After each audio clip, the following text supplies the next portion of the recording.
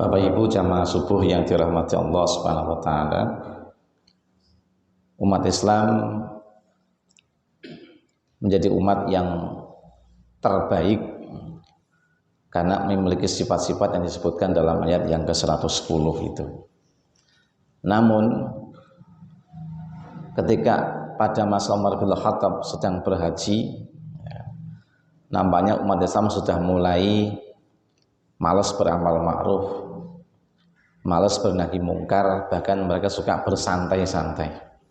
Apa-apa mulai malas, apa-apa mulai tidak ada semangat. Maka Umar mengingatkan bahwa kalian ini tidak ada ubahnya dengan ahli kitab Yahudi ataupun Nasrani bila kehilangan ciri yang menjadikan kemuliaan kaum ini.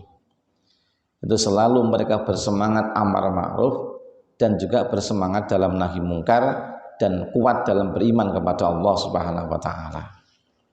Nah, barang siapa ingin dirinya termasuk golongan umat ini, maka hendaklah ia menunaikan syarat yang ditetapkan oleh Allah di dalamnya, bahwa umat akan ada dalam kemuliaan dan dalam kehormatannya bila selalu satu, amar ma'ruf, kedua harus nahi mungkar, ada kepedulian kepada yang baik sehingga diajarkan kemudian disebarkan, orang mau ngajak-ajak dalam artian sekedar lisan, tapi juga benar-benar bagaimana bisa kema'rufan itu terselenggara. Orang iman tenaga, orang iman dunyo, tapi semua dicurahkan untuk menegakkan daripada hal yang ma'ruf. Dan juga dalam hal mencegah kemungkaran. Maka ia bicarane ben kemungkaran tidak terjadi, maka dia lakukan segala sesuatu, baik pikiran, tenaga dan sebagainya. Inilah orang-orang yang akan tetap terjaga kemuliaannya. Meskipun di hadapan manusia mereka dihina barangkali. Meskipun di hadapan manusia mereka itu cemooh, dianggap semuci, dianggap apik dhewe, dianggap paling bersih, tak peduli. Nah, yang diharapkan semata-mata hanya ridhone Allah Subhanahu wa taala. Nah, ketika tidak terpenuhi syarat-syarat seperti itu, maka hilanglah kemuliaannya. Ini sebagaimana apa yang diperkatakan oleh Umar bin Khattab ketika melihat orang-orang sudah mulai tidak lagi menjalankan daripada syarat-syarat sebagai kemuliaan umat. Nah, lalu kemudian Allah sebutkan kenapa ahli kitab itu hilang kemuliaannya, bahkan termasuk dihinakan oleh Allah. Bahkan ada kata-kata ghairil maghdubi alaihim waladhdallin, bukan golongan orang-orang dimurkai, tidak pula golongan orang-orang yang sesat. Pertama sebabnya apa? Mereka tidak amar ma'ruf. Tidak amar ma'ruf. Bahkan mereka tidak bernahi mungkar. Di dalam ayat 79 Al-Maidah dikatakan, kanu la yatanahawna an munkarin fa'alu. Mereka tidak melarang sama sekali kemungkaran yang mereka perbuat. Cuek, sakarepmu dewi. Terserah, bebas, alasannya hak asasi dan sebagainya. Nah, ketika yang ma'ruf tidak lagi disebarkan, maka kemakrupan menjadi lemah. Contoh pengajian-pengajian enggak dienekke, maka ilmu ya tidak akan berkembang. Zikir-zikir dilalaikan, maka ya dunia akan hilang ketenangan. Ketika hal-hal yang dicintai Allah tidak lagi didengungkan, ya otomatis yang muncul kebencian-kebencian dari Allah. Makanya teruslah kita ini beramar ma'ruf, teruslah kita ini bernahi mungkar. Jangan sampai kita kemudian kehilangan dua sifat itu. Juga ahli kitab jelek kenapa? Mereka tidak mau beriman kepada Nabi Muhammad SAW karena dengkinya mereka. Nanti katakan walau amana ahlul kitabi lakana khairan lahum. Sekiranya ahli kitab itu mau beriman kepada Nabi Muhammad dan menerima Islam sebagai agama terakhir, sungguh adalah kebaikan bagi mereka. Apa yang terjadi? Minhumul mu'minun, mung sithik dari mereka yang beriman. Wa aktsaruhumul fasikun, kebanyakan mereka adalah orang-orang yang pendosa. Menolak beriman, mereka justru malah tebarkan kekufuran, bahkan mereka merusak agama dengan kemusyrikan dan juga dengan maksiat-maksiat yang dilarang oleh Allah Subhanahu wa taala. Yang terjadi. Karena itulah Bapak Ibu yang dimuliakan Allah Subhanahu wa taala. Amar ma'ruf ini menjadi sifat yang jangan sampai hilang dari diri kita. Sopo sing semangat aja-aja yang ma'ruf, di mana kema'rufan sudah mulai hilang. Contoh, ada yang ngaji kan suwe sudo, mutamati wae. Mati siji rane tambahi. Nah, sopo sarepe terus ke? Ya to kiyaine wis mati.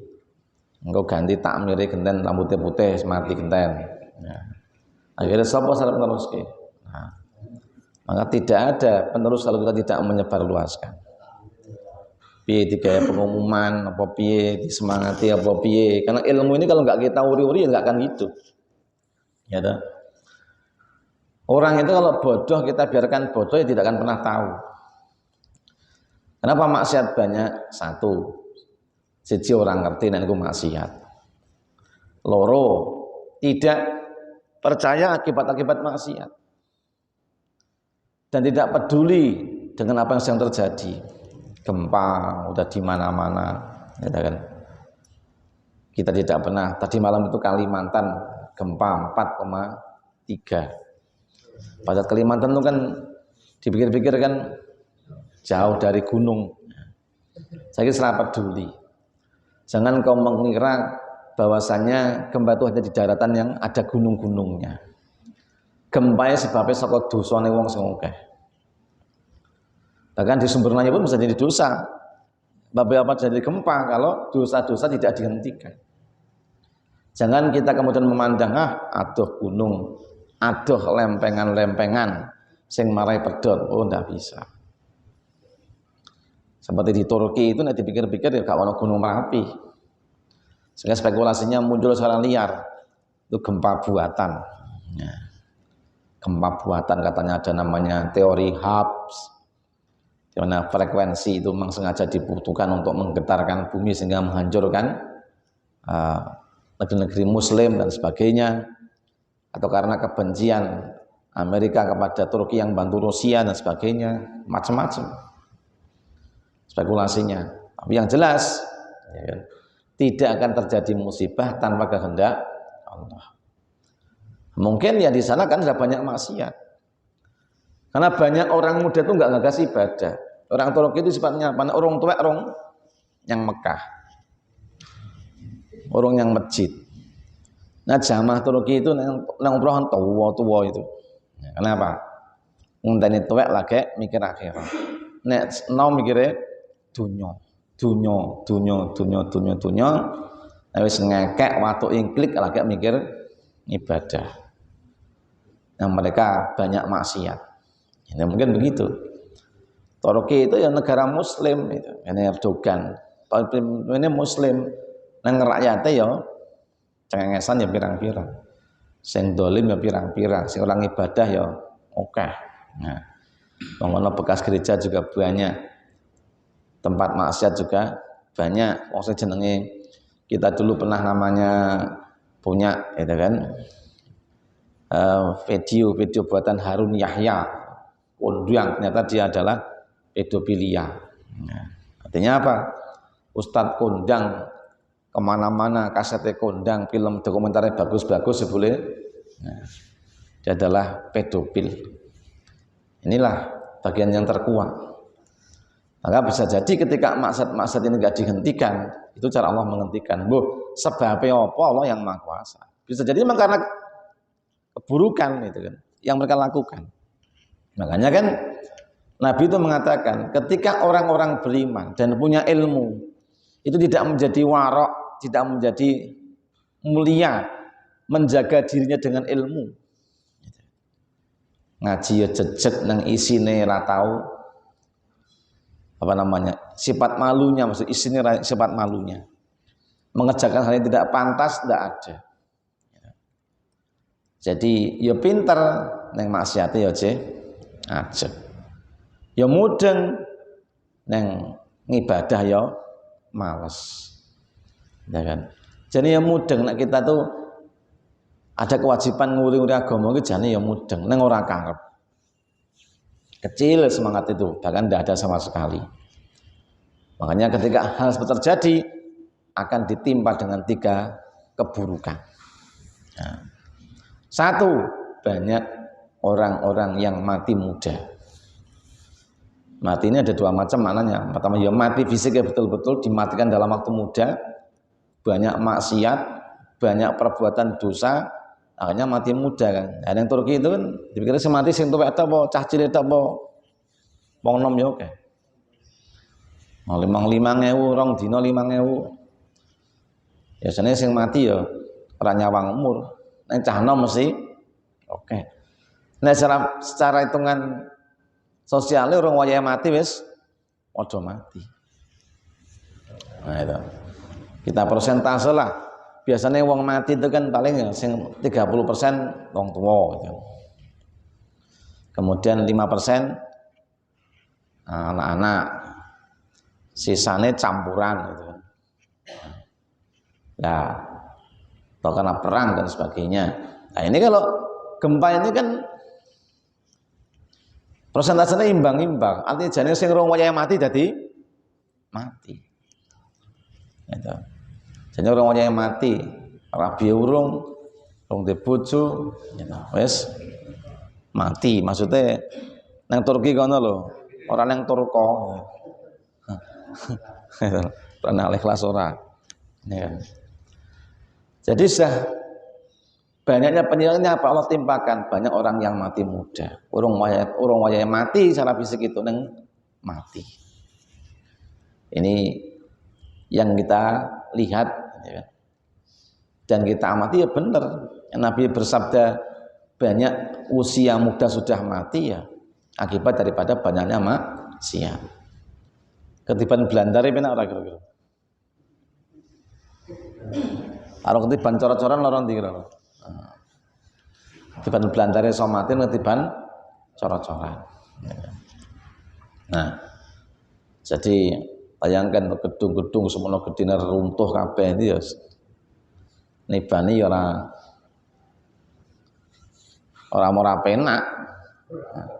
Ora apa-apa. Penyet ku ya makanya itu. Satu itu. Jadi kan banyak orang yang mati usia muda. Matine enom. Nah, loro. Karena banyaknya orang yang berilmu, namun mereka tidak menegakkan ilmu. Yang terjadi apa? Mereka akan diperbudak gitu kan, oleh penguasa-penguasa yang dolim. Akan jadi pelayan-pelayan dari bahasa penguasa-penguasa yang dolim. Nah umure kan apa namanya? Ilmu gak ono, nyambut gawe angel, akhirnya dadi budake wong sing ora lurus dalane. Kamangane inilah kita gandeng nyambut gawe angel nek pemerintahan jadi satpam. Satpamnya satpam kafe. Kira-kira piye kira-kira? Nek ngati cocok apa ora janjane? Nek mobil men ora mungkin cocok kok. Satpam kafe. Kafene kafe. Ya nek kafene kafe syariah ne. Kafe syariah. Kafe syariah no karo-karuan nih. Nah, kafene kafe syariah katakan begitu. Ya itu. Kafene ke pengajian mendino ini ya maklum. Enggak jadi masalah. Kafene sene klenengan, dangdutan, wong yang-yangan, jadi satpame wong yang jangan. Nih. Terus tadi pegawai pemimpin yang dolim. Presiden yang dolim, gubernur yang dolim, bupati yang dolim, satpol pp ini melu dolim. Nah, udah dibudak-budake para dolimin itu. Oh, seran duwe murah, orang di kehormatan kan. Orang berpikir kan, wah udah diki, sudah jadi alat iki. Ya, saya punya teman. Sebenarnya orang di kewajiban orang dipenuhi kewajibannya karo aku. Jadi konco sekolah. Tapi ternyata dia ini jiwanya ra cetha, tamatan pondok, sekolah ya sekolah awor aku. Nah saya nggak ketemu lama, jebule senengane mubeng golek utangan ngene kanca-kancane seangkatan dan kakak angkatan, adik angkatan gitu. Kenal itu kan. Alasannya macam-macam karena saya tuh nggak pernah ketemu, ya tahu hubungan anak wong moro nangis-nangis jaluk bantuan, adik kelasku dia masa rata bantu. Aku di BPKB ku Pak Tanah aku bareng nabrak uang ngene iki. Nah, bundas, nah ya bundasnya mau dikai rentir ora mudeng. Kayak bojoku meteng sisan. Wah. Ya wis lah. Wis rasa di BPKB yo. Nah, tak nek menyilih tak silai. Sebenarnya orang yang kabare. Setelah ketemu orang banyak itu kumpul-kumpul, oh lah dalah. Hilang dalane. Itu loh. Nah, itu zaman biyen orang ngono kuwi, zaman saiki sisa. Zaman biyen orang secara kuwi. Zaman orang pinter, saiki jane ya orang pinter. Nang akeh pengalamane gitu. Nah itu. Lah terus apa? Kumpul ternyata apa? Kata dia tuh kerjanya di mana coba? Debt collector. Tamatan pesantren gitu kan. Kerjanya debt collector. Nah. Ya wes aku celatakan meneh nang ngono wis. Ya wes. Lah cetha. Wong ini ora ndek muruah karo karo kanca kerabat dadi debt collector wis isine ngono kuwi terus. Jadi antek pemimpin yang dolim, penguasa yang dolim tadi itu. Debt collector nakira rene ngomong padu karo wong wis. Kursine diangkat, ya, kemarinnya diangkat orang kayak juragane didol dewe ya. Debt collector ki ya licik ya. Contoh aku nagih ngene Pak Supri ra metu. Ya kowe ra metu, ya ora sak duwemu. Dipangan dhewe. Ora dikene juragane. Kan urung tanda tangan. Ki mung kowe lek ora tak oyak-oyak, mbaraku sampung pira? Kan metu akhirnya kan. Akhirnya pajaknya karo sing nagih. Kudune dhek itu setorane 200. Nah, saben yang selawe ya wis. Nek dikantongi kan akeh do ingone-ingone ngono kuwi.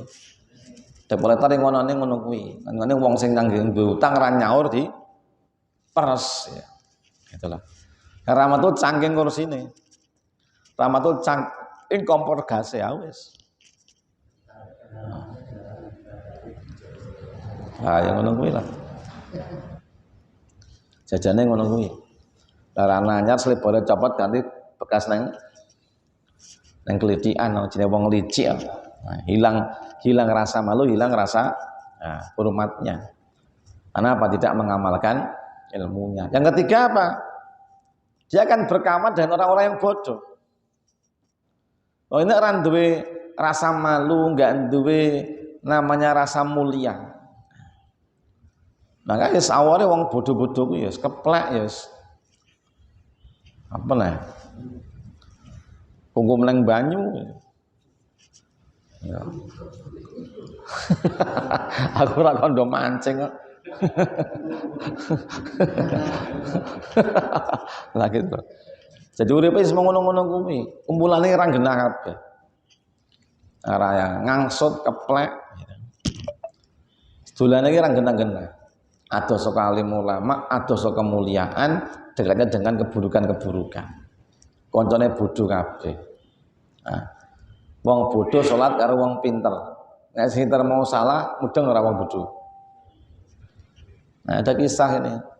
Wong bodho salat karo wong pinter. Nah, salatnya dilalah keliru. Lah untung ana wong pinter.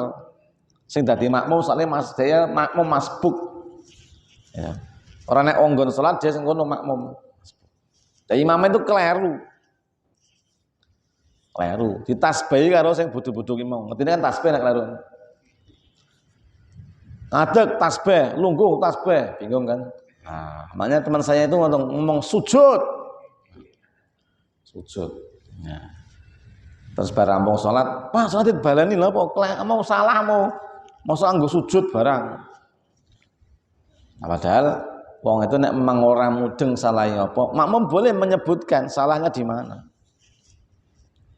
Nah, tapi ketika orang sama-sama bodohnya ora mudeng, yang bibis malah enak meneh. Zaman dulu yang tahunnya sebelum sekarang ini. Salat itu mame kleru, ditasbahi ra mudeng-mudeng. Noleh nyang mburi kan takon kudune kan dijawab. Noleh tok saro. Ora apa, salah kudune salah apa? Lah mburi ngomong, imam mau takon bubar kabeh. Gara-gara tadi bodoh apa ya ngono kuwi. Kudune imam wis ra mudeng noleh mburi iki dijawab. Salahnya nang ngendi? Rukuk ya bilang rukuk enggak apa-apa. Nah, aja disalahke. Woi imame pekok, imam salah takon. Nah, iki sing jelas sing pekok sing takon muni takoni. Ya. Satu contoh. Nyawang itu punya ilmu ndang diamalno. Ora ndang diamalno ketemu tolong perkara mau. Gitu. Jadi akeh sing do mati nom. Gitu. Kalau kambil kan sing mati nom dadi bluluk mati, soalnya bluluke bosok. Nek sing dipangan karo bajik. Potikus ceblok. Nah, wih ora ngono apa? Nah, dunduh kan jelas, jadi manfaat dunduh itu. Tapi nek dinjarke tuwa dadi wineh. Ya. Jadi tunas kelapa dadi wineh. Itu manfaat. Tapi nek wis gabluk dadi buluk wis rusak. Wis. Bosok. Sing pangan bajing sing tuwek apa sing nom? Sing nom. Wong sing tegane senengane tikus kok. Senengane bajing kok. Nah. Makanya sing dimploki bajing ya cah nom-nom ora gelem ibadah. Lah pengajian apa ana sing nom? Ana ra ndek bojo jebule tuwek ya ono kok. Mbah Dikun. Jadi ngaji jumlahnya sithik piye lah kita amar ma'ruf. Kalau sangat tani Ramadan itu. Nah, ngopo nek ilmu gak ana sing nampa ya wong tuwa isine ora lali ra kelingan gitu. Nah. Lah ngono kuwi ya, makane nek sing nom-nom ora maris itu dadi apa? Orang butuh emang duit beras mau nempar-nempur ya sing dipikir akhirate terus apa. Nah inilah makanya mari kita merenung biar kita tidak kehilangan kemuliaan, tegakkan amar ma'ruf, nahi mungkar dan kuatkan iman kepada Allah Subhanahu wa taala. Demikian kita lanjutkan minggu depan insyaallah. Subhanakallahumma wa bihamdika asyhadu an la ilaha illa anta astaghfiruka wa atubu ilaik. Assalamualaikum warahmatullahi wabarakatuh.